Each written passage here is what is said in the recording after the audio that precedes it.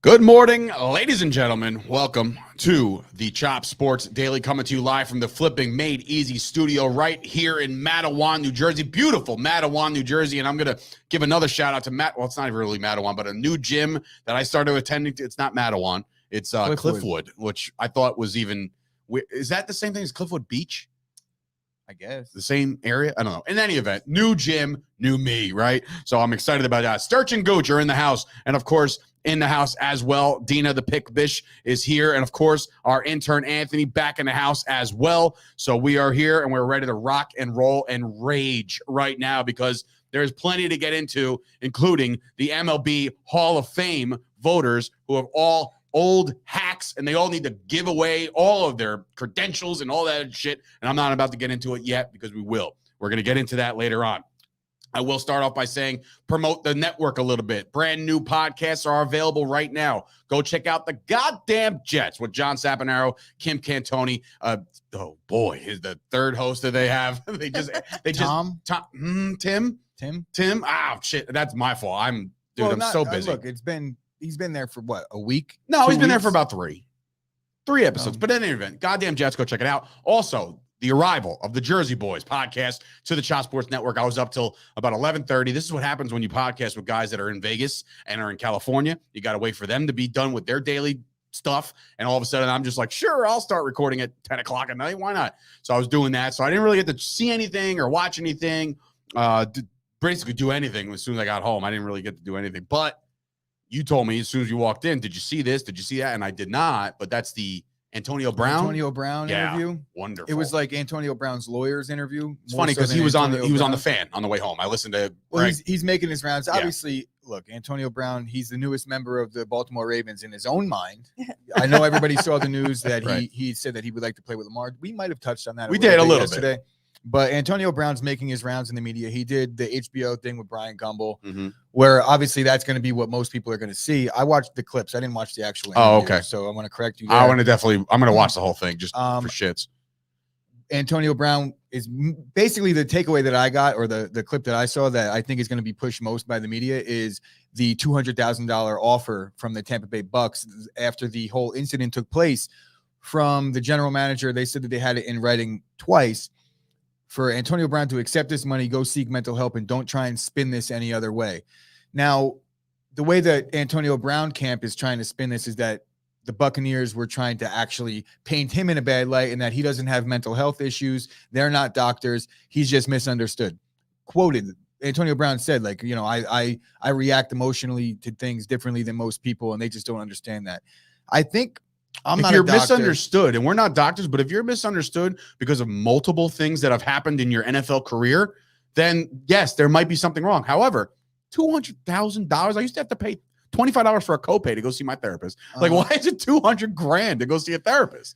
So Dr. Phil, like, what are we doing here? I would say that what it might have been some inpatient or outpatient type of rehab, where it might not have been like a 1 hour a week therapy session where you're going, you know, it's something that's a little deeper than that, a little more clinical, we'll call it.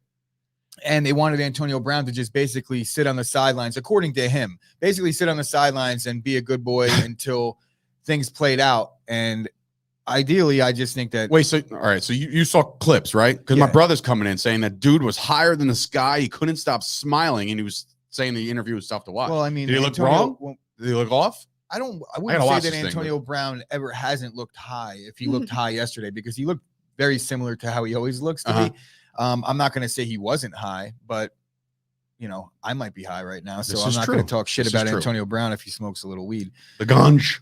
But no, I just don't. I don't think Antonio Brown. You could really take him as the source here, because obviously his lawyer is paid by him, so he's there to speak for Antonio. It looked like almost anytime Antonio Brown was going to say something that he shouldn't have, there was like someone pulling on a chain behind him and saying, "Wait, don't say anything," and then he would defer to his lawyer. So, wow, I guess it was smart of him to have a lawyer there, because it at least looks a little more professional, because he kept Antonio in line a little bit. Fine, but then like I listened to the interview on the way home with Carton and Roberts on the fan, and I'm sitting there, I'm like, do you remember that interview that Francesa did with Revis, where he like went at Revis, and then like all of a sudden another voice came onto the air and said like, hang up the phone, Darrell, hang up the phone, Darrell. That was like Revis's agent.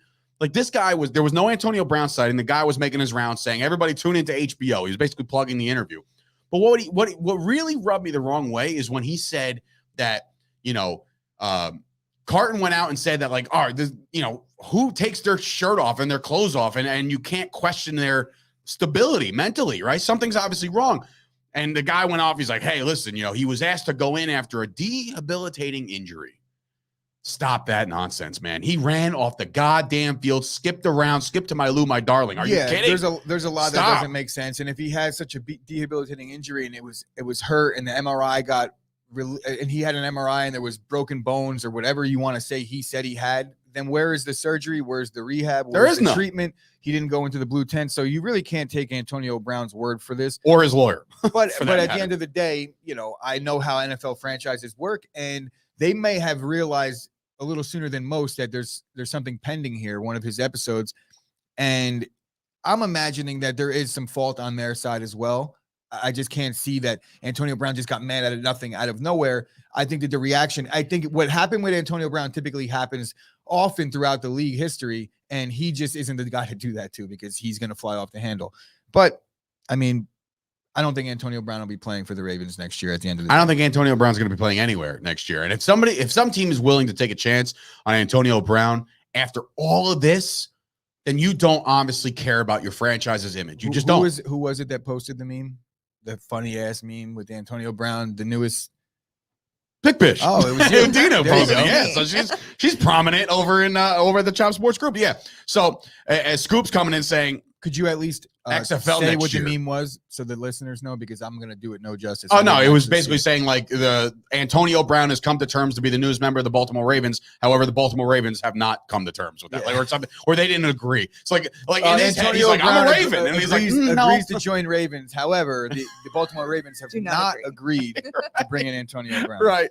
Anyway, guys, if you're watching this video right now here on the Chop Sports YouTube channel, be sure to like the video, okay? Or Ashley will kill you. Yeah, so there it is. Like the video. So like the video, make it match up to all the views that we're getting here throughout the course of the day. Some people don't watch it live. The other day, Monday show, like, dude, misery. They love miserable we could people. Call it a little bit of misery. We'll call it some algorithm luck. Yeah, maybe because Monday's show is taken off, and it's probably one of our highest non-Kyle shows that we've had as a network, as a. No, it is the highest. Mm-hmm. It's definitely by far the highest non-Kyle show. What did I say? One of. Oh yeah, that's the highest. Then. We did decent with the pause episode originally way back in the day, but that's been stacking likes and views. So anyway, thank you guys for watching. We appreciate it. There's a lot to get into today. Obviously, we touched on Antonio Brown already, from one disgruntled guy to another one. It seems like, and look, I can't knock this too much because I'm a bitter Knicks fan, right? So the Knicks stink. They can't get I believe that right now they're 3 games under 500. So now my shift and focus has gone to my New York Rangers, who just continue to win games. And I know Anthony's all happy about that, about the promising hockey podcast that never was. But don't worry, Ant, we'll get you involved with the hockey talk within this podcast, and this show. But James Harden. Okay, so you said it yesterday, Gooch, that there was some rumblings about him, or not, maybe you didn't say it, but we talked about it, about him not liking it in Brooklyn. Right? Turns out he doesn't like it in Brooklyn. And now you found out, Gooch, that it's kind of there's truth behind this. Well, yeah, I mean, he spoke to the press about it. He obviously, when all the rumors came out and there was a lot of chatter, but none of it came from his mouth. And when that happens, you get asked, and he didn't deny any of it. He is unhappy, and he said he just wants to win. The issue I have with this is, look, you got brought in. I think it's less than a calendar year ago. James Harden hasn't been a Brooklyn Net for that long. If maybe a little longer than a season ago, if you actually looked at the math. Right. So for him to be upset with the way things are, I'm pretty sure the Nets are right now sitting at 2 in the East. I could be wrong. Yeah, the Bulls have actually made a little bit of a surge. Well, the Bulls were one. Not the Bulls. Who was I thinking about? Either way. The Nets aren't in a position where they're going to miss the postseason. I think with that roster, the Heat. Sorry, fair. With that roster, you're looking to just gear up for the postseason. I understand that he didn't sign up for getting on board with the whole Kyrie situation. That's a big factor, bro. That's a big factor. When Kyrie's being the half man, half a season, and it's not necessarily Kyrie's fault, and we all know that I've been on Kyrie's side. As much as I want to thrash or bash James Harden for his take here, for his not wanting to be in Brooklyn, I think the issue that I have with it is the fact that it's so soon and it's not necessarily all lost and they haven't not won. He's only been there for one postseason. He's not wrong because he didn't sign up to go there. He signed up to go there to play with Kyrie and KD, and Kyrie's not be able to play full basketball because nothing that Kyrie's deciding. So I don't know that he has a problem with, I mean, obviously Kyrie's deciding to not get vaxxed, but I don't know that he has a problem with Kyrie in that way, but just the way things are working basketball wise, he has every right to be upset that the star player on the point guard is not there. Let's call it how it is. He left Houston to become a star, to link up with two other superstars, to be the new big three of the NBA. And we haven't, how many games, honestly, what have we played? 50 games maybe? How many games have they all been on the court at the same time? I think it's like a little over the halfway point. Yes, we already went over that, but I'm saying, like, let's just call it 50 at this how many point. Have they played on the court together? The three of them, not many. Right. That's ridiculous. KD was hurt. They were just banged up on and off all last year. And that's fine, but I'm just saying, like, this is alarming. Like, this is what you signed up for, Harden. You're the one who literally faked fatness to get out of Houston. You know what I'm saying? Like, here comes the trade. That's the other side of it too, where he wants to be upset, but he hasn't exactly been the model citizen where he's been before. And James Harden looks largely disinterested at times to me. I said this. He looks like he just, some players look like they smoke weed before the games. Mm-hmm. James Harden looks like he's drinking Henny before the games. He's like, he looks shot out. He's such a bad actor too. Yeah, right. So a lot of this stuff has not come to fruition for this team, and I would say it's a shame, but I guess maybe. Now look, and I understand how the media makes a mountain of a molehill with a lot of these situations. Sure. I said this the last time I was talking shit about the Nets. We act like the Nets are in peril. The Nets are going to be there in the postseason. If they can manage to get these three guys healthy and on the court at the same time for the postseason, they're obviously probably going to be favored to win the East still. I would like to look at Vegas odds right now. I'm imagining that Brooklyn's still the odds-on favorite out in the East. VIP has entered the chat, ladies and gentlemen. Pistol Production Pete McNally is in the ball game right now, and he said that it's embarrassing. Remember, he was so pumped last year. Remember, the Nets were just the team to beat, the team that they're going to steamroll through the playoffs, win the whole goddamn thing, and everybody's going to ride off into the sunset. The big three, we said it from Jump Street that it would never work, and it hasn't worked. Well, it hasn't worked yet. It still can work. It still can work. I'm not positive that it will, but it still can. I don't think it will, but I don't either. I don't know. According to this graphic, James Harden is mean mugging you, by the way. But I have to say, he is grilling Gooch on every single I haven't had take. many nice things to say about James Harden in the last couple of years, so I don't blame him. There you go. Kyle's coming in. 2 games. The Nets have played 2 games with all 3 of these guys. Oh, I thought you meant just since their inception of this version of the Brooklyn Nets. In particular, with Kyrie doing the vaccination shit and KD being hurt. And now it seems to me that as much as Harden wants out, he's the most reliable net. He's out there every night. Now, concerning. It is concerning. Yeah, it is a little concerning. Yeah. The other thing that I'll point out is you clamor to go to the Nets and everybody's talking Nets. But if you look at the history of the Nets franchise, when have they ever done things right? It's only proving that they haven't. Define right, though. Like, what do you mean? In terms, like, they haven't won much. For most of my life, they were their one big run was the Jason Kidd, VC, and all that. They struck gold here and there, but they didn't get any titles out of it. Correct. The point being is, I've been on this planet for a long time at this point. The Nets haven't been good for most of my time, right? So all of a sudden they got these guys, and you would expect them to be able to figure it out. But if you look at the personalities, it just, when I look at it, it doesn't make sense to me. You got James Harden more worried about hanging out with the baby in France. The baby, by the way. Kyrie Irving. Nobody knows what Kyrie Irving's thinking, and KD doesn't even put lotion on his head. He's gonna spin right off the flat earth. KD doesn't even wear lotion. He's the ashiest dude. Oh my God! Are we really getting? He hasn't gotten a haircut in his entire life. Take care of your body. Yeah, exactly. You're living in gentrified Brooklyn, bro. You got to get it together. Seriously, you hip. Like, just get it together. One other thing. Well, not with this. I'm done with this crap. They're also 2-0 in those games, undefeated with the big 3. So now let's get past. We'll never have it again. We had to talk about this because we touched on it and then it got proven, right? Yeah. So that we're ahead of the game, sort of. Exfoliate, man. That's what Scoop's coming in saying. Scoop, hoping to have you back to talk more basketball this week. I would hope, right? I mean, we'll have to talk to you about getting your ass in the studio. So last night or yesterday, we talked about the MLB lockout situation. They made their counter. The proposal is back. Gooch, do you have any follow-up with that? I know you said you're going to pull the Kyle Kerbs and look at your phone while you're recording, and that's fine. the Major League Baseball agreed to the union's proposal for the pool of players in their pre-arbitration years. Bonuses will be awarded to players who finish in the top 30 in WAR. So essentially, they agreed to put a bonus pool for players that are eligible for it to get more money in arbitration on top of that. So if you play well in your service time, whatever that might be, because they haven't decided on that yet, and you're in the arbitration system and you're eligible year after year for arbitration, you finish in the top 30, you'll get a cut of the bonus money. So there is money involved. Interesting. There's always money involved. They raised the minimum salary for the second year players and third year players and things like that. But largely, where are we apart still? They dropped its proposed changes to the arbitration system, so that's good. That's common ground. But long story short, MLBPA wants more money put into their pockets of the players early in their careers, and Major League Baseball is nowhere near the number that that the Players Union wants. So we're back at a standstill. There's no plans to meet again, which I would imagine they're going to make plans to meet again very soon, because we're about 2 weeks out from pitchers and catchers at this point. So they got to get things going. I mean, look, I think it's a foregone conclusion. We're going to miss some. Look, there really wasn't much on this. There was a lot less than I thought there would be, being that it's after the second day of meetings. I'll do another deep dive, and if I have anything more, we'll talk about it tomorrow, just to keep the story going and keep everybody updated, because obviously more so we need baseball more so than ever, because you and I specifically, we need baseball to talk about it. So. We do.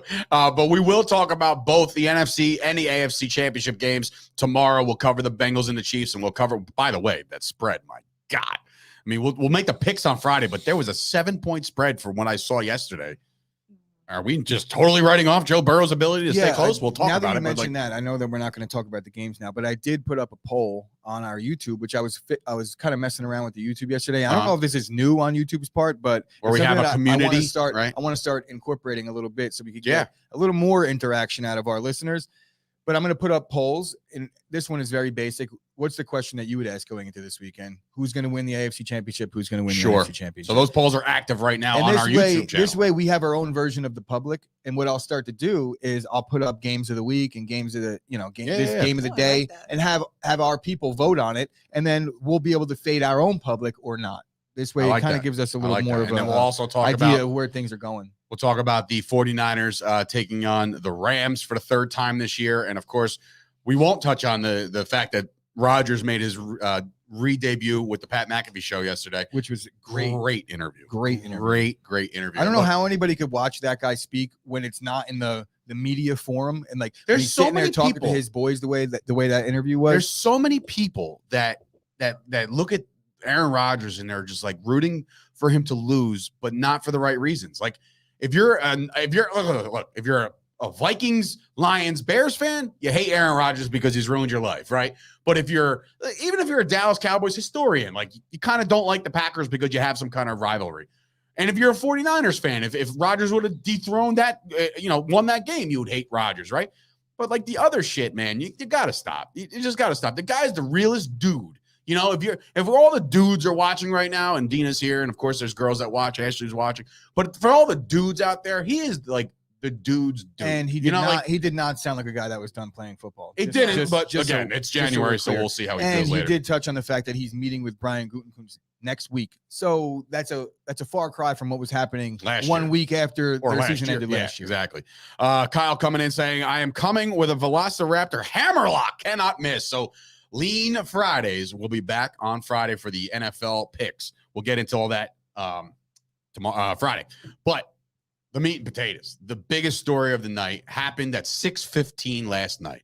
I literally I was ready to jump in the shower, and I said, no, I gotta wait. I gotta wait for this announcement, and then I gotta cool off because I knew I was gonna be hot about it. But driving home, Toast put in the group chat that Bonds had 77%. And Clemens was right below. And Clemens was right below. I think it was 20 minutes before the final votes got submitted. They were 20 minutes away because look, it's just like the election, right? The votes are not been counted, not all have been counted yet, right? And they have to kind of. I don't put it past the Major League Baseball and or the networks to fake like they were about to get in just to get the people up in arms, because all this chatter that's going on right now, it's as much as it's bad press and like the public is not really on the side of the Hall of Fame. Am I missing something? No. No, I okay. had to And adjust the. It's adjust not really the on the side of the Hall of I said Fame. the other names. They're still being talked about more than they have been in 6 months baseball. So Yeah. So anyway, last night's news, it breaks around 6:15, and that's David Ortiz is the only player in Major League Baseball to be elected to the 2022 Hall of Fame. First of all, bullshit. Like enough is enough. While Ortiz's numbers are indeed Hall of Fame worthy, he's won championships, he's played good baseball, but let's call it how we see it, folks. The guy's never played the field, and I know that's not to discredit because it took Edgar Martinez a little while, and he was like a natural known DH in the prime of his career after he played third base. But like when you look at Ortiz, you don't even consider him in the field player, right? Can he rip the cover off the ball as a batter? Yes, right? We all saw that. He crushed the Yankees time and time again. He was a Yankee killer, right? We were thrilled when he stepped away from the game, right? And he retired. But to elect this guy on the first ballot after a decade of waiting for Roger Clemens, Barry Bonds, all these other guys that were linked to steroids, to put David Ortiz in the Hall of Fame on the first crack is going against everything you stand for the last 10 years. Yeah. That is garbage. This whole thing, to me, look, I don't think that David Ortiz deserves to be in based off of him not playing the field and me being a Yankee fan. That's it.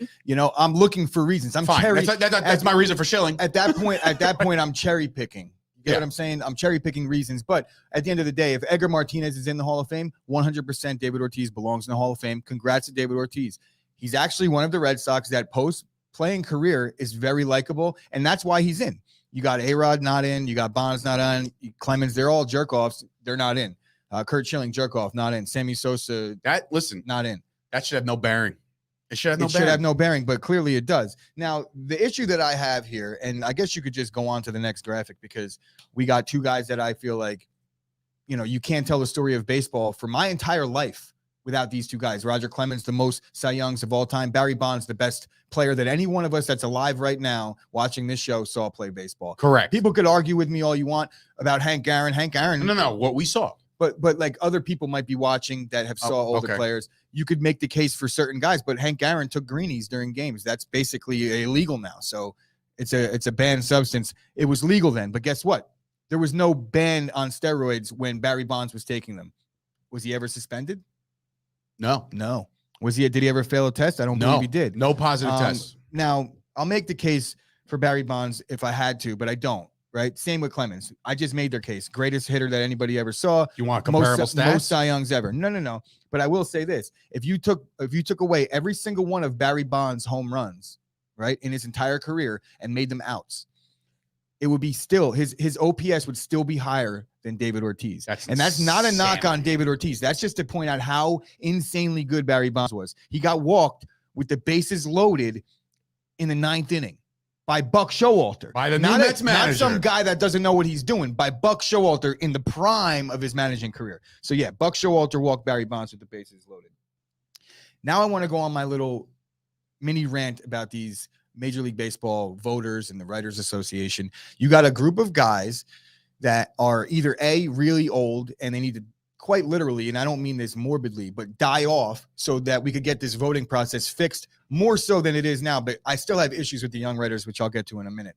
But you have a bunch of guys that probably never played the sport of baseball, at least professionally. And I don't say that has to have, you don't have to have experience playing the sport to be able to cover the sport and to be a good analyst. I agree, right? And not that the players of old would be voting these guys in anyway, because they're the most bitter guys out of all of them. Right. But to have a group of guys that are protecting the sanctity of a game that has been riddled with cheaters since the beginning of time, all the way up till now with the spider tack and all that, like, what are you actually going to do about today's generation of pitchers? Is Garrett Cole banned? Is these guys all banned? Because, or even better yet, and this is my gripe with the young voters, is it like, do you still have a power trip because you see a guy like A-Rod who's like receiving 36% of the votes when he's a clear Hall of Famer? The fact that Barry Bonds and all these guys are just gradually moving up.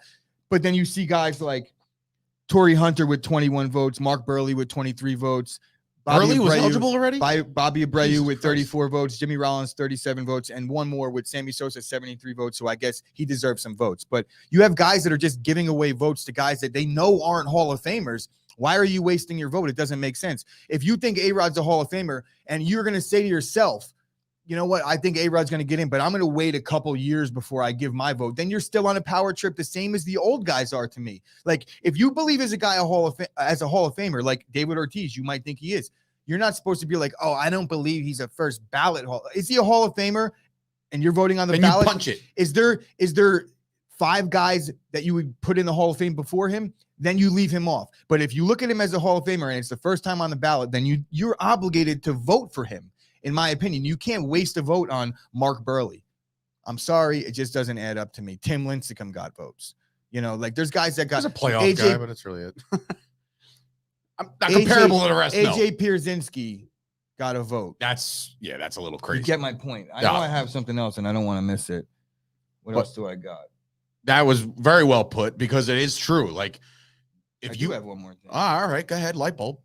So, due to the fact, or in lieu of me saying that there's a bunch of guys protecting the sanctity of the ballot and the process, where were these guys when they changed the ballot from you being on the ballot for 15 years to 10 years, thus making it harder for everybody to get in? Because if you see the progression with even Schilling, Bonds, Clemens, like eventually these guys would be getting in. So how many Hall of Famers got in? How many guys are in the Hall of Fame right now that got in year 11 through 15? They shouldn't be in.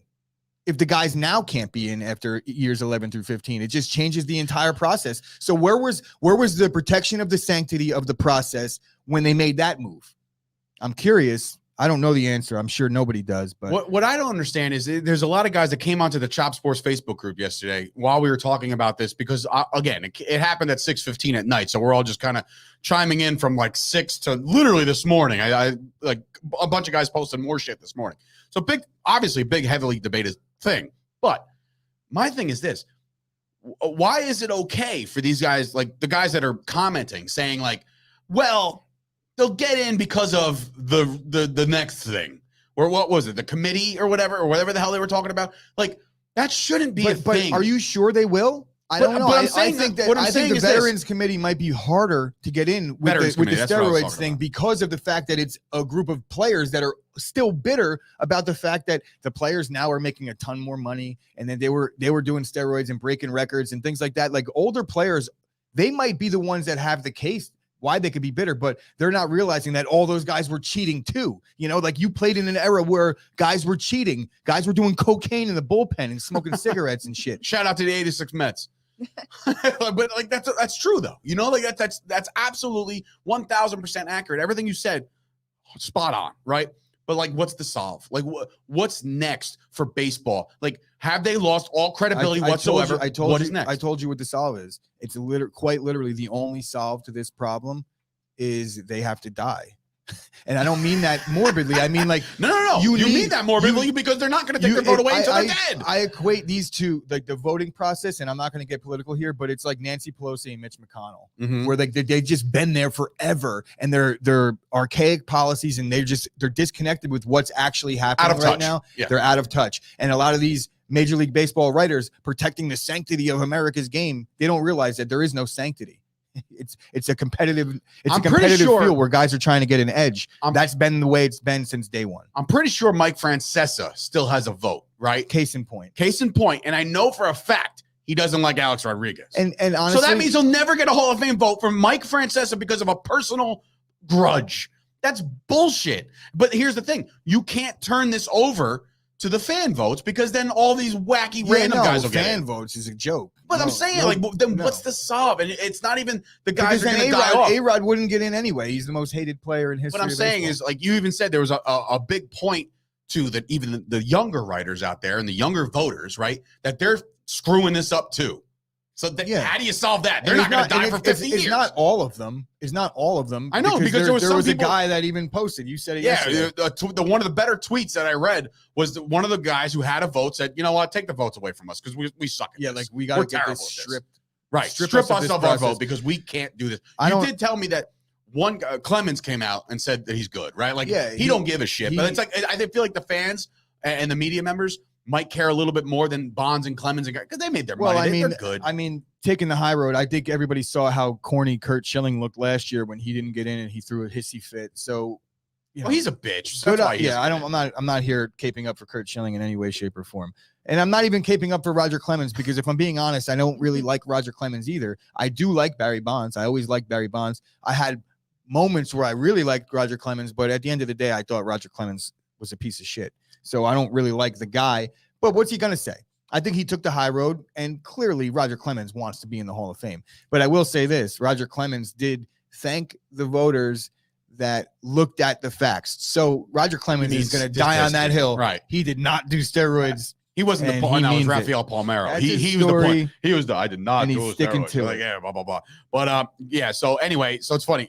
Kyle just said that he won't watch another game of baseball until Ray Ordonez is elected into the Hall of Fame. The problem with Ray Ordonez is he couldn't hit for shit. You know what I mean? Like he can field, he can flash the leather, can't hit. So that, but then that's like the opposite. So it's the opposite. It's the opposite of Poppy. David Ortiz. Yes, yes. Bizarre. I mean, Omar Vizquel got a decent amount of votes, not enough to ever break that get over the hump. But Omar Vizquel, Torrey Hunter on the list. You could make the case that they were arguably the best fielding players of the generation. Yeah, they're not getting any. Sam Grasso came and said Francesco's ego is way too big to ever give up his vote, and that's the truth, and that's the problem. You know, that's where we're at. So now every year going forward, now that Bonds and Clemens and everybody's going to fall off the vote, the next argument to be made every year is A-Rod, because he's clearly one of the better hitters and players in baseball history. And that's not me being a Yankee fan, because he was ripping the cover off the ball as a Texas Ranger and a Seattle Mariner. So before he was even a Yankee, A-Rod was a Hall of Famer in my book. Same thing with all this steroid shit with Bonds. The guy was doing wonders in his career before all the steroid shit. He's a Hall of Famer. You know what I mean? So they were shut out, and it's bullshit. Shout out to the Toast, because he sent me a clip yesterday of Roger Clemens facing Alex Rodriguez in a playoff game, I believe it was. And Alex Rodriguez was still on Seattle. And the very first two pitches that he saw A-Rod, he threw right at him. And this Clemens was there was no reason for it either. There was no history there. It was like, all right, kid. You're the best player on your team. You're 21 years old. You're getting thrown at. And Roger Clemens had like 15 strikeouts in that game. So, dude, Hall of Fame again, clearly. Right? No, can't put Roger in the Hall of Fame because he was mean. Like, that's where we're at. He wasn't good to the media. He wouldn't answer my question. Oh, so now what? I'm not going to vote for him for the Hall of Fame. This is so lame, dude. All these guys deserve to be in, except Curt Schilling, because he's a bitch. And he faked the bloody sock. So in any event. Wow. So look, that's obviously, it was the forefront of our attitudes going over overnight, because again, heated. When it comes to opposite of Jeter. Oh, here we go. Ken Palmer's going to go in on Jeter, and that's I think he's saying maybe A-Rod is the anti-Jeter.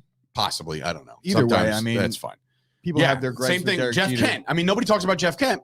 He's a piece of shit. Like he never liked anybody, right? But he's not going to get into Hall of Fame because of that. Again, look, Jeff Kent might not have been a piece of shit. He might have just been like a normal guy that who didn't want to talk, who saw the media as pieces of shit and didn't like them.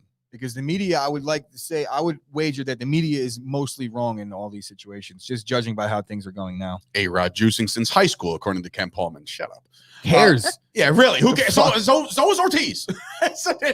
You're not going to hit the home runs that Ortiz did without a little bit of a performance-enhancing drug. But you know, it's funny. I made this comment on the thread yesterday on Chop Sports, the Facebook group. Like, so basically, what you're telling me is Tom Brady, the greatest quarterback of all time, right? That man was suspended for cheating. We should probably not put him in the Hall of Fame. You know, like the NFL is just as impertinent. I mean, than MLB. You know what I'm saying? It's I all think just that there garbage. obviously is levels to this cheating thing, and I don't think, the Brady thing was as egregious as injecting steroids into your body. But who knows if Tom Brady's on steroids? Oh, another great one, Matt. It'd be coming in. Albert Bell. Remember that guy used to tear the cover off the ball. He actually kind of reminds me of Ortiz, in the same type of violent swing, like shit, man. Another guy that just gets the shaft because he wasn't polite. I'm sorry. Not all professional athletes have to be polite to you and sign your autographs and talk to you after the game. Like, shut up. Oh my goodness. Anyway, Yeah, Nope. Major League Baseball Hall of Fame has no credibility, Done. so I'm not going to be Done. mad or happy about any of it going. It's forward. going indifferent. It means nothing to me. Going it forward- literally means nothing. To going me. forward, it's indifferent because now we're going to sit back and fans of A-Rod are going to have to sit back and say like, oh, I really guess we don't won't care. get I'm it. not going to hang on. I'm not going to hang on the edge of my seat for A-Rod to get in or not. A-Rod seems pretty happy in life, right? I think he's doing all right. Yeah. I think he's doing okay. I think his investments are okay. I saw him on Shark Tank the other night. Are you kidding me? Imagine being that rich. Like people on Shark Tank, we're willing to give you just all this money because we think your business might be all right. Where are you, Shark Tank? Come find Chop Sports. All right. One more thing before we wrap this up. And it's a big thing because it broke yesterday, literally right after our show. And that is Sean Payton stepping down. He will not be returning to the New Orleans Saints, right? So there's multiple ways you can look at this. Did he step down? Did he retire? Did he quit? A lot of people said he retired. There was no retirement. There was no like, I'm never going to coach again speech. There was a lot. There was a lot to digest in his post goodbye speech to the Saints yesterday. And that's where I'm interested to dive into some of the things that he said. First of all, there's options, right? There's options for this guy to do what he wants to do.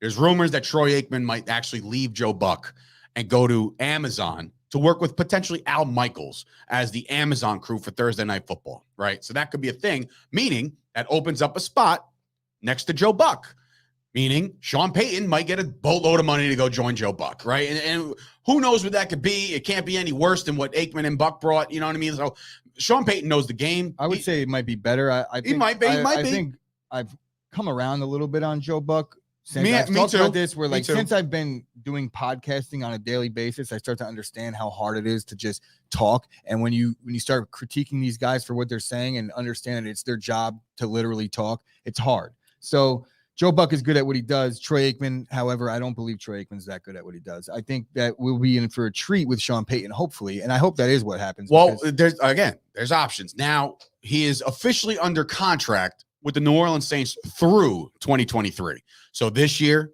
and in the entire year of next year.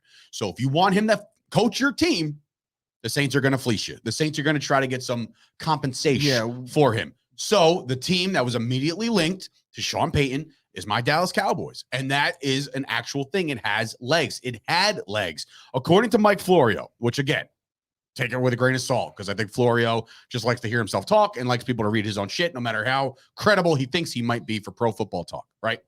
So Florio puts out these memoirs almost. He's calling them essays, things that he wanted to release, but because they didn't happen, he didn't release them. So now they're being released. There's a story about New Orleans that baffles me. And if you haven't heard this story yet, buckle up because it's a treat, okay? So the owner of the New Orleans Pelicans is the same owner as the New Orleans Saints. So therefore, that owner owns two teams. What's her? It's a girl, right? It's a woman. Yeah, Gail Benson, I think. Benson, I think. I could be completely wrong on that, and I don't want to mess that It's up. definitely Benson. It might fine. not be Gail. Okay, fine. So anyway, that family owns both teams. In 2019, according to Florio's article, the Dallas Cowboys had an agreement set and done and delivered to New Orleans Saints for a trade to get Sean Payton the coach before they brought back Garrett for the 2019 season. The trade was done, basically, right? The only reason why it didn't happen is because there is a guy with a unibrow over in New Orleans named Anthony Davis. Davis was traded to the Lakers. As soon as that happened, in that moment, the Saints family said, whoa, wait, hold on. We're about to lose Anthony Davis out of New Orleans and Sean Payton. This can't happen. They nixed the whole thing, which is mind-numbing to me because I had to sit through Garrett again, and they had a deal in place. I call bullshit on it because I just don't think the way reporting is done is that when you have a story like that, how come it took 3 years for it to come out on the day that, you know, Mike Florio isn't exactly the type of guy that's going to sit on a story. He's a piece of shit, and he'll say anything that he gets that has legs. And he would have loved to have made it seem like there was an issue in New Orleans and they were going to trade away their head coach, which at the time, looking at the season that it was in 2019, were the Saints in a position to really move on from their head coach? I think they were in win now mode. I think it was Payton with even our friend Craig, right? When this rumor started about Payton leaving this year, he goes, same shit, different year. Meaning this has been rumored, year after year after year, will Payton come back? I think I'm done. Rumored that he might leave is different than them saying that there's a trade agreed to in principle that they backed off of and that never getting out. I just don't see that as possible. I do think maybe that there was talks and maybe other teams reached out, but I don't know that there was like this thing where, all right, so I'm going to say, I don't believe it. I do want to also talk about his exit interview. Okay. His exit press conference where he was reminiscing about all the great memories that he made in New Orleans, right? He talked about the surprise onside kick the year they won the Super Bowl, right? And all these miraculous things that one night after Hurricane Katrina, like all these things he's talking about them, right? He made sure to reference that the worst feeling he's ever felt was in 2005. Gooch, what happened in 2005? The Packers hired Mike McCarthy. The Packers hired Mike McCarthy instead of Sean Payton. That happened, ladies and gentlemen. That actually happened. And it gutted Payton, and he said it stuck with him. Do you know who else it gutted? You. Packer fans Packers. everywhere. The Packers. The Packers. Yeah, could you imagine Aaron Rodgers or Brett Favre and then Aaron Rodgers with Sean Payton instead of Mike McCarthy? Right. Not that Sean Payton really did all that much in New Orleans. I don't know that he's... In reality, I said this last night in the Boggin and Boys roundtable too, because I'm sitting there like, McCarthy had a Hall of Fame quarterback, and so did Sean Payton. The offenses were so much better though. Like So the difference is Sean Payton saved the Saints, because before that, the Saints were the Aints, right? Nobody talked about the Saints. Sean Payton comes in, he gets Drew Brees out of San Diego, right? Like that whole thing happens, and then the rest is history. They've had an offense that was prolific forever. My dad even makes jokes like, dude, when the Saints wear black at home, they're faster, right? Like the Saints offense was that good under Sean Payton. Now, the reason why I bring this up is because, look, why take that? Why even go back that far? Is Sean Payton about to say, that one time I was gutted, but that's okay, because 17 years later, I'm going to take Mike McCarthy's job. That's my jab. I don't believe it. Well, I will because I gave you ample opportunity to walk back on this. And as soon as I told you the news about Sean Payton, because I looked up you, I said Sean Payton's out in New Orleans, and you were like, which by the way, you got the notification 4 seconds before I did. Your initial reaction, and I read it all over your face, was, well, how could we work this out? How could we get Sean Payton in Dallas? And that was on the heels of you saying the day before that Sean Payton is Mike McCarthy at Jace. True. You will walk back on that now, will you? Oh, absolutely. Yeah, you would rather. I'm moonwalking. Yeah, but I will say this. John Gruden, when you were texting Craig, he was like, okay, give us a 1 or something. And then I was like, oh, that's a little steep for a coach. And then I looked at the John Gruden trade with the Bucks and the Raiders, and he got 2 1s and 2 2s and like $8 million. So I don't think the Dallas Cowboys are in a position right now. Do they even have the draft capital like that to give up? They do, I'm sure. The Cowboys? They hold the 24th overall pick. All right. So in other words, like they don't have anyone else's pick. They don't owe anybody their pick, right? They have their picks, and all their picks are theirs. Right. So I guess they do have the draft capital, but they might have one additional pick from the Eagles from the Micah Parsons. Is Sean Payton going to fix what they need fixed? Maybe, right? Maybe. But not at that cost, I don't think. Because then there's going to present other issues. I bring this up to you. Let's just say Matt LaFleur, I'm done. I don't want to coach here anymore. Hypothetical. And Sean Payton's available via trade. What's the compensation you're willing to give for a coach like that? If you had no coach in place? Honestly, nothing. 0. I'll pay him his contract, but I just don't believe in trading players or potential players that play the football game. Draft capital. Yeah, for a head coach, because there's plenty of solid candidates out there. It's like, do an interview, go through your process, and hire the right guy. If you have a good GM in place, which according to the Saints fans, they believe that their GM is the bee's knees, but they're clearly in the worst cap hell out of any team in the league. I know everybody talks about the Taysom Hill contract, but he's definitely getting cut this year. I don't care what anybody says, because none of that money is guaranteed. Oh, and shout out to the Saints being $71 million over the cap. Yeah, but I think Taysom Hill getting cut will reduce that by like 40 million. Yeah, because you guys got that weird so there's some weird language in that contract where I believe that the Saints structured it where it goes up to possibly 40 million if he takes most of his snaps at quarterback. He didn't do that, so I think it's a lot less. It's weird, that whole language, which is why the Saints GM, it gets lauded as a creative guy, and you wonder, like, well, they've been in cap hell for 3 years, but they keep on. I always say that to Craig. I'm like, they're in the mix. Good luck in free agency. He's like, no, trust me, it's going to work. Well, free agency, they've been largely absent. But what happens is if there's a player available for trade or something like that, they figure out ways to be in the mix on that. The Rams and the Saints have largely proven that the NFL salary cap is a myth. I think we could all agree to that. I agree. It's just about how you manipulate it. And some teams are more willing with their ownership to pony up some cash. But if I'm making my prediction right here, I think Kyle in the comments said Sean Payton looks like he's burnt out. To me, if you look at Sean Payton, he looked like he aged 10 years over the last 5. NFL coaching will do that to you. While he's leaving $45 million on the table, there better be at least $45 million on another table, right? And I imagine that there is if he's going to go to Fox because they pay big money to these guys, especially with the personality and the acumen that he brings to the table. And the fact that there's a job in waiting next to Joe Buck proves to me that they're looking at him as a real legitimate guy that they're willing to spend some money on. You could imagine that he's going to get $10 million a year over 5 or 6 years to go call football games. And to me, making $60 million over 6 years or whatever the case might be, without the stress and having some fun and being involved in the game and still having a household name where he could definitely go back into coaching whenever he decides. All right, go ahead. And if Sean Payton wants to go to a team, why would he want to go to a team that has to give up all their draft capital to get him? Because then he won't have it. It's just counterproductive. I never understood that. So I'll make my prediction as to what I think Sean Payton, what's going to happen with Sean Payton. So he'll go to the booth this year. He will. He'll go next to Joe Buck or wherever. He'll go talk football for a year. He'll miss the coaching. He'll want to come back.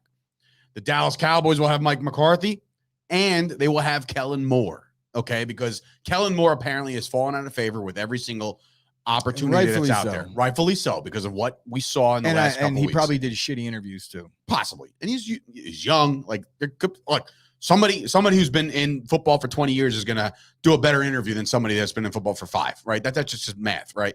But what I'm saying is this is what's going to happen in typical Dallas Cowboys form.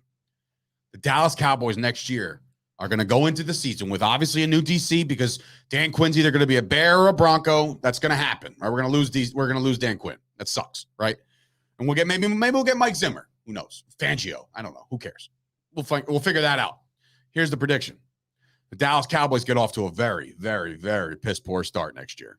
Okay. Where they'll be, 2-4, 2-5, right? And the season's going to look like, holy shit, McCarthy definitely doesn't have this team. McCarthy's fired midway through the year, and Kellen Moore takes over as interim coach. Then the Dallas Cowboys go on a run, right? Not a run like to the Super Bowl. Run where they finish like 10-7. Fast forward to 2037. Kellen Moore is in his 12th year, and Cowboy fans are like, how could you still have this guy as your head coach? Even worse than that. Kellen Moore is going to coach them up, right, to the end of the year. We're going to fall short in a big game, but here's the question. Do you retain Kellen Moore or do you go get Sean Payton? That's what we're going to be talking about next year, this time. Guaranteed. The answer to your question is no, you do not retain Kellen Moore, and no, you do not go after Sean Payton. Oh, okay, cool. So nobody will coach. Got to hire a new coach. And it's not going to be Sean Payton. I just don't see that as a realistic thing. No team is going to do that. No team is Scoop asked me if I dreamed about it. No coach is that valuable. Because the ones that are on the wrong side of 70 or 65, and the ones that aren't are in a situation like the guys like Matt LaFleur, or they just haven't done enough to warrant a 2 picks. I just don't see a coach being worth that. Well, obviously next year I don't think the price tag will be as high to obtain Sean Payton is what I'm saying. Right now, if you want to get him right now and he wants to coach in a league, the Saints will fleece him. Next year, maybe not so much, right? And only because it's a year removed, and they're just be like, "Oh, cool, give us a 2, just whatever. He could be yours, right?" I mean, that's speculation, of course, and that's all. This whole here. thing is speculation, right? Exactly. Anyway, Nobody actually knows. I don't know. But I'm very I don't tired. know the price tag is going to go down. I don't want. Kyle's coming in, and Kyle's like, he's the worst Cowboys fan that I know, actually, because he's very analytical. He's very in the numbers. That's what he has to do. It's his business, right? But like, for him to call Sean Payton a washed coach, yes. Does he look tired? Yeah. Give me a year off. I don't believe Sean that Payton. He's necessarily washed. I think that the message ran dry in New Orleans, and it was time. And I think that's probably what's best for them right now, because they're in cap hell. And what's Sean Payton going to go do? JD saying John Gruden for the Cowboys. Jameis Winston's a free agent. They can't even sign him. right? And Who? he's coming off of an ACL anyway, but he looks like he's going to be ready to go. Who, Winston. Jameis? Yeah, he's Him and his it was phenomenal workout plan.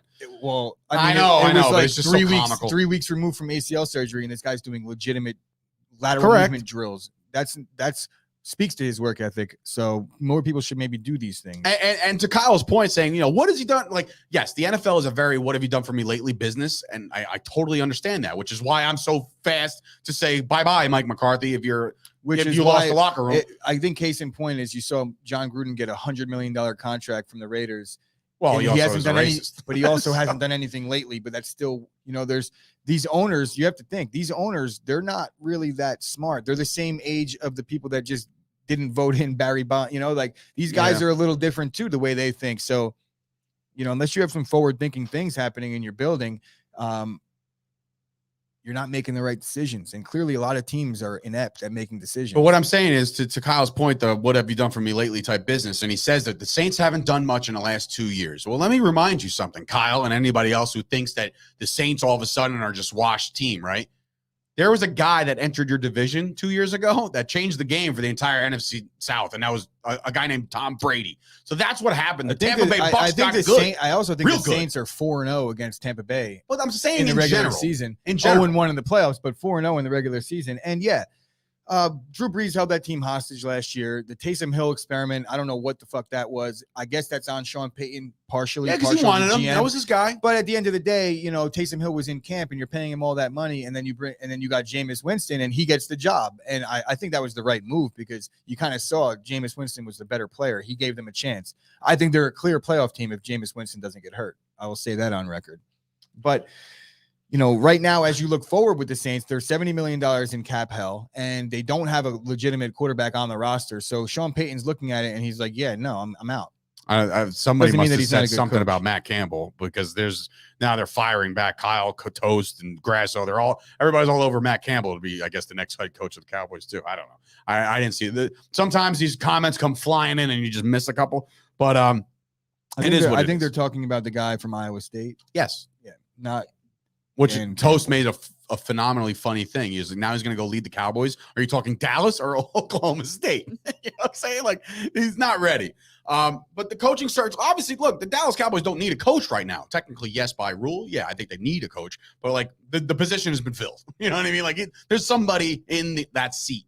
But what I'm saying when it comes to Sean Payton, buckle up. I think it'll be interesting. I also don't think that Sean Payton is like, he might feel gutted about that, but I don't think it's towards Mike McCarthy. And I don't think that he's as big of a piece of shit as some guys would be calling for the job that is right now filled already with somebody that you probably respect. They've coached against each other many times. They were interviewed for the same job in Green Bay. Football's a cutthroat business. I understand. But when you're talking about coaches, like, it's not like he's looking for his first opportunity here. You know, these guys have been tenured for a long time. They've been in the league for a while. They probably know each other fairly well. I just don't think that he would maybe take the job if McCarthy was fired. But the process in which these things are happening, I don't think that he meant those comments to be taken the way you're maybe trying to. I wouldn't say you're spinning. You're just speculating. Yeah, no, Yeah. And the way I see it is this: like right now, if all goes to chalk and and Peyton goes to TV and Mike McCarthy is the coach of the Cowboys this year, he's a lame duck, man. He screws up, Peyton's in. I'm sorry, that's done. Do you know who would be so bad on TV? Mike McCarthy. Mike McCarthy. Oh, he's my worst. God. I can't. I only watch his press conferences for like the stuff that I need to know as somebody in the Cowboys. He's so media. bad on TV that he made Hard Knocks unwatchable. Literally Mojo moment. unwatchable. What was his mojo moment this year? The mojo moment was losing to the 49ers. Oh my God. If you want more Cowboys talk, be sure to tune into the Jersey Boys podcast with nationally known comedian star of Cobra Kai, Brett Ernst, and his brother Keith. Not downplaying Keith, but Keith's actually almost just as funny, if not funnier than Brett. But yeah, that's just anyway, it's a lot. It's a lot. So obviously today we touched on a bunch of stuff. But is there anything else I'm missing that we said we wanted to touch on? Probably not. Not today, right? Like, we're good. Yeah, I think we're good. There's a lot of stuff going on. Obviously, the NFC and AFC title game. We're going to dive deep into those games tomorrow. And then on Lean Friday with Kyle Kerms, when he gets back into studio, we'll make our official picks. We'll basically say who's going to the Super Bowl, which is crazy. When you think about it, the offseason will be here before you know it. It's already here for me and Gooch. And look, these are the things. Now all of a sudden, Gooch has to deal with the Rodgers stuff. I got to deal with the Sean Payton stuff. So there's always something with something. Like there's never a nice little into the sunset. Let's not talk football. For I a think while. I think a lot of the Sean Payton stuff is maybe you choosing to deal with it, and Cowboy fans in general choosing to deal with it. No. The media is going to hammer home the Rodgers thing like brutally all off season. Sean Payton, it's nice to be linked to a head coach. That's like not. I'd be like, all right, cool. You know, I want Mike McCarthy out. So the more things that are linking a new head coach to my team, I'd be all for it. I'd be like, yeah, let's do it. Let's go. As long as it means he's gone. But with the Aaron Rodgers things, it's such a brutal situation because when you're watching the interviews with the Pat McAfee show, it's like where Rodgers is coming from, and anything that's said by anybody else is bullshit because he just doesn't talk to these guys. So it's all speculation and all false. Anyway, well, no, but right, real quick, you remember? I think he made the point. I was in the bathroom, and you were telling me that he said something about like if somebody like James Jones says something, listen to him. He was like, I mess with the media all the time, and he's like, and I do leak things. He's like, but if I'm leaking it, it's going to be to my boys that I know have my back. So he's like, if you hear James Jones say something and he thinks this or he thinks that, same you should probably take that as gospel. All right, right. And when he's like, I know that pisses off the Adam Schefters of the world, but sources have said I can't get inside of this who are great at their job, and I think that was tongue in cheek because I know that he has very little respect for those guys. Well, in any event, this has been another jam-packed episode. Just as we walked out yesterday, I said, well, all right, we'll have to come up with stuff to talk about. And then bink, sports are amazing because this is what we do here at Chop Sports. So if you're watching this video, please give it a like and subscribe to the channel. We got goals here, folks. We got some serious goals. I put out a reel on my my Chop Sports Instagram account, and Gooch, shout out to him, tirelessly working to make this place look awesome because we're soundproof the hell out of the right side of the room. We got the bricks. We got a table coming. My Uncle Billy's making us a nice custom table. It's going to be a whole new look for the Chop Sports podcast and the show. So for Sturch and Gooch, and of course, thank you to Dina behind the glass, and thank you to Anthony for sitting there quietly and patiently as we go on. He's doing our go follow us on LinkedIn, by the way. Anthony's doing work on LinkedIn right now. So there's other ways to follow and support Chop Sports. So thank you guys for watching. We'll see you guys on a Thursday. I apologize for leaving Sammy Sosa off the graphic. I just didn't know if anyone would recognize him because it was from his playing days, and he's now a white man. He is a white